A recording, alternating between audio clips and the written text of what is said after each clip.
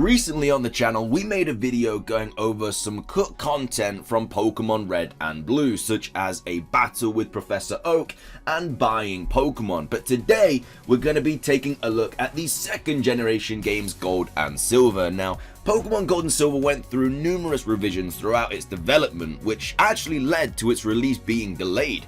When the games finally were released, they proved to be the sequel to Pokemon Red and Blue that everyone had been asking for. Of course though, the games had a bunch of unused and cut content, so today we're going to be going through most of that. So if you're excited for the video, please do consider hitting that like button down below. Let's try and hit 600 likes today. Drop a comment, what is your favorite unused content from the second generation games, and subscribe if you're brand new. I'm going to be doing these types of videos for every single generation. With all of that out of the way though, let's get into the video, and I really hope that you enjoy. Coming up first, the Pokemon anime almost existed within the game world. Now of course we all know about the reference to Ash and Pikachu in Mimikyu's little den in Generation 7, but the beta version of Pokemon Gold and Silver was going to make the Pokemon anime canon within the world of the games, as the player was going to be able to watch Primeape Goes Bananas on their TV, with Ash, who is obviously known as Satoshi in Japan, being referenced by name. A little bit weird since Red is also in Gold and Silver and is supposed to be the counterpart of Ash, but either way, nearly made it into the games. Coming up next, we have that the Safari Zone was actually supposed to be a location in the Generation 2 games. Now, we all know about this place, hiding away some of the rarest and most difficult Pokemon to catch. But it seems that the Safari Zone was planned to return in the Generation 2 games, as there are several incomplete maps, for one, hidden within the files of the game. These maps are unfinished, suggesting that they were cut at an early point in development. Of course, so the Safari Zone would later make an appearance in the remakes Pokemon Heart Gold and Pokemon Soul Silver. Did you know that the honey mechanic from Diamond and Pearl was actually supposed to debut in Gold and Silver? Now, of course, the Generation 4 games introduced the honey mechanic to the series. There were several trees in Sinnoh that you could smear with honey, which you could then return to at a later date in order to catch unique Pokemon that had been attracted by the scent. However, the honey mechanic was planned to appear in Pokemon Gold and Silver, as there is unused text within the files of the game that explains how you can smear it on trees in order to attract wild Pokemon. It was referred to as sweet honey during the early stages of development. We all know about the creepy ghost girl that has popped up in numerous different Pokemon games, especially X and Y, and even the latest series being Pokemon Sword and Shield. However though, there is another creepy story hidden within the files of Pokemon Gold and Silver. There is cut text from an NPC in Ecruteak City where a person claims that their daughter had gone missing and they may have gone to the Burn Tower, where of course people are known to disappear. This little girl does not appear anywhere in Pokemon Gold and Silver, so she really did disappear, which to me makes it the spookiest out of all of the different side quests. One of the most well-known locations in Gold and Silver is of course the Lake of Rage. Most people get their first ever shiny Pokemon here, being the Red Gyarados. However though, there is an unused map for the Lake of Rage in the files of Pokemon Gold and Silver, which contains an unused gym. The gym has no corresponding data, so we don't really know anything else about it. It's possible that one of the unused gym leaders from the Space World 97 demo was meant to appear here, but it's impossible to say so for sure. Talking about unused gym leaders, there's a few in Gold and Silver. It seems that the gym leaders in the Space World 97 demo were still being developed when Pokemon Gold and Silver were being shown off at events, as they appear in an incomplete state within the demo. So Faulkner looks similar to how he appears in the final version of the game, except that he has an unknown bird Pokemon on his arm. Whitney lacks a character sprite. Bugsy is wearing a white suit. There's an earlier version of Morty called Enoki who appears within the demo, while Jasmine has a totally different hairstyle. Not only that though, there's also gym leaders named Okera and Gamma, but they don't have any sprites. Red, who is known as Blue within the files for some reason, may have also appeared as a gym leader, as his character sprite can be found in one of the gyms, which would have been really cool, but I still kind of like the idea of battling him at the top of Mount Silver in the Generation 2 games. Misty was actually supposed to be one of the Elite Four in the Generation 2 games. Now, the Elite Four that appears in Pokemon Gold and Silver is composed of mostly new members, with only Bruno remaining in the group. Lance had become the champion, while Lorelei and Agatha were nowhere to be seen.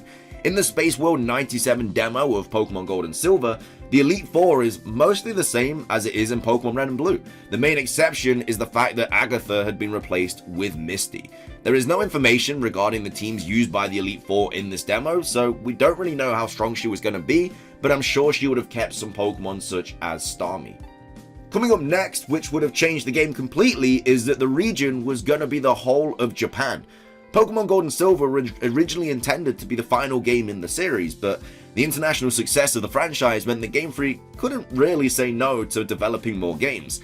The Space World 97 demo revealed just how final the game was intended to be, as the world map was intended to be the whole of Japan rather than just Johto and Kanto. The intention was for each of the cities to represent one of the major regions in Japan, with the player's journey being far more epic than the one taken on the protagonist of Pokemon Red and Blue. Would have been crazy, but I'm glad they didn't go with that idea, because it would have ended Pokemon forever, and I wouldn't be making this video today. Coming up next, Team Rocket's antagonist Giovanni was actually supposed to return in Generation 2. The early promotional material for Pokemon Gold and Silver had promised that Giovanni would return, and was finally proven in the Space World 97 demo. Giovanni's sprite can be found in the radio tower, suggesting that Team Rocket was successful in contacting him.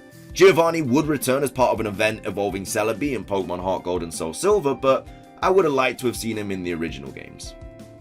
Our next piece of cut content is a bit of a weird one, and it was the fact that you were going to be able to name your mother.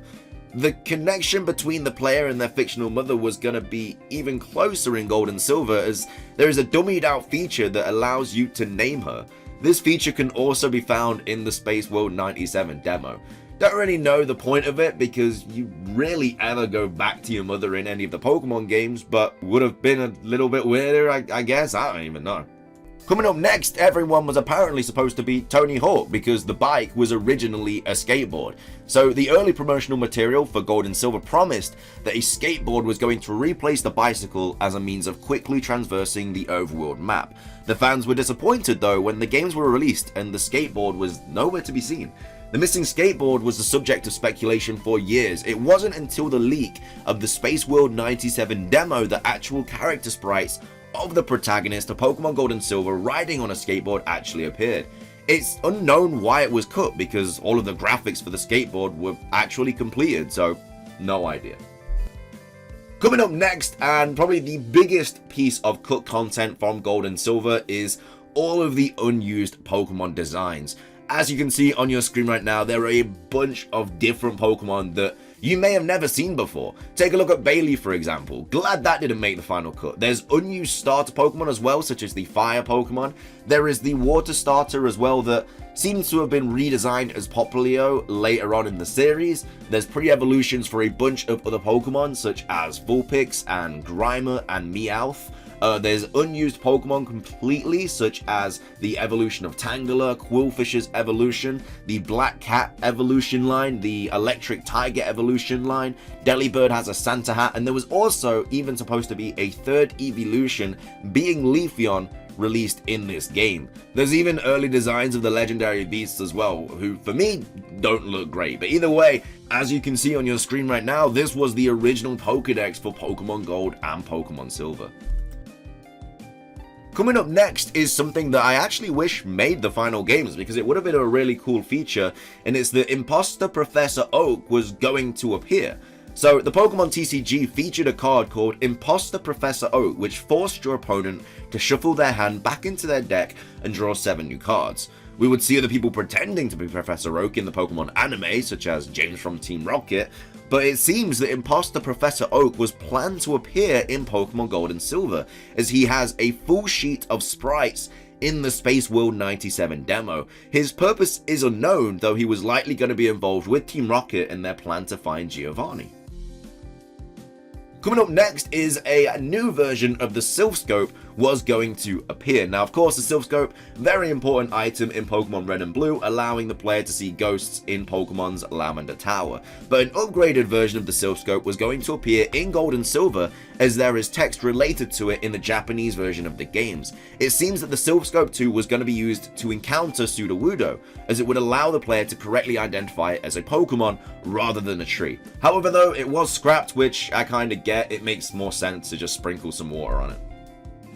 Finishing things off though for today's video is that Kanto was almost just the size of a city. Now, I mentioned earlier that Pokemon Gold and Silver was originally going to take place across the whole of Japan instead of just a single region. You may be wondering though, what does that mean for Kanto? Well, it turns out that Kanto was going to be shrunk down to the size of a single city, with elements of Pallet Town and Celadon City being combined. The fans complained about how bare Kanto was in Pokemon Gold and Silver, and how there wasn't really much to do there compared to Johto. Little did they know though that it could have been a lot worse.